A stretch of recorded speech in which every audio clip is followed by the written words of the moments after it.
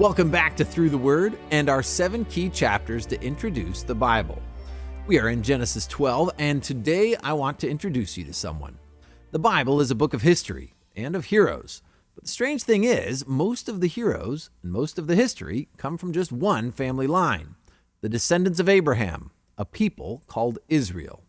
And so Bible key number 3 is Israel.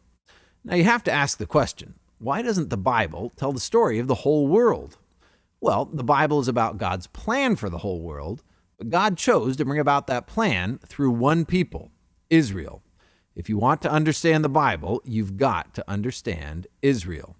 Today we go back to the origin of this people. Israel starts with just one man, Abraham. Now there are 3 things you need to know about Abraham: faith, covenant, and God's big plan to save the world. Abraham's story begins in verse 1 of Genesis 12. The Lord had said to Abram, "Go from your country, your people, and your father's household, to the land I will show you." So God's first word to Abraham is go. Leave your country, leave your people, and go. We don't know all that much about where Abraham came from. We just know God told him to leave it. The Bible's full of journeys, crossing deserts, parting seas, climbing mountains, and around the world on the mission road. It seems that God's people are destined for a life of journey. I love it. There's something about a road trip. I think God loves a journey because a journey takes faith. Remember, faith is what made Abraham special. Now, faith does not mean believing in things that you have no evidence for. When my wife says, "I have faith in you," that doesn't mean that I'm her make-believe friend. It means she trusts me, she believes in me, and she'll follow me. And that faith means a lot. It means a lot to me, and it means a lot to God. Abraham had faith in God. God called him to leave home for a land he'd never seen before. Abraham took God at his word. He trusted God, he believed in God, and he followed God. Faith. Hebrews 11 defines faith this way: faith is the substance of things hoped for, the evidence of things unseen. So faith was number 1, and number 2 is covenant. This is where Israel comes in. Back to Genesis 12 at verse 2. God says to Abraham, "I will make you into a great nation. I will bless you. I will make your name great, and you will be a blessing." All right, so now we're getting somewhere. God's plan is bigger than just Abraham.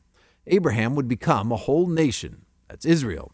Abraham's son is Isaac, and Isaac's son is Jacob, and Jacob becomes Israel. Most of the Bible centers around Israel, so this must be important. Why is Israel so important? Well, throughout the Old Testament, God says to Israel, "You will be my people, and I will be your God." It was a relationship, a covenant. That's an important Bible word. A covenant is a relationship bound by a commitment or promise. Israel had a covenant with God. Now, this is essential. Life with God is more than a belief, just like marriage is more than a feeling. Life with God is a commitment, a covenant between God and man. In fact, the Bible is a series of covenants. And that brings me to number 3. Remember, faith, covenant, and God's big plan to save the world. In verse 2, God promised to bless Abraham, but much more than that, he promised that Abraham would be a blessing. Blessing is a gift from God, a kindness, a bit of his grace given away. Now, I think the only thing better than being blessed by God is to be God's blessing to others. And in verse 3, God promises Abraham, "All peoples on earth will be blessed through you." Now, that's about as big as it gets, a blessing to the whole earth. Abraham doesn't get all the details, but you and I have the rest of the Bible. There's a lot I could say here. Just one thing matters for now.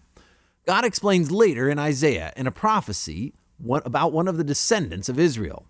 "I will also make you a light for the Gentiles, that you may bring my salvation to the ends of the earth." Faith, covenant, and God's big plan to save the world. Well, that's all for Bible key number 3. The door is open. Now go read Genesis 12 and get to know my friend Abraham. Actually, he's my great-grandfather. Well, very great. That's another story. If you want to dig deeper into the rest of Genesis, we have concise audio guides for every chapter on the Through the Word app and website. And I'll see you back here for key number 4, prophecy.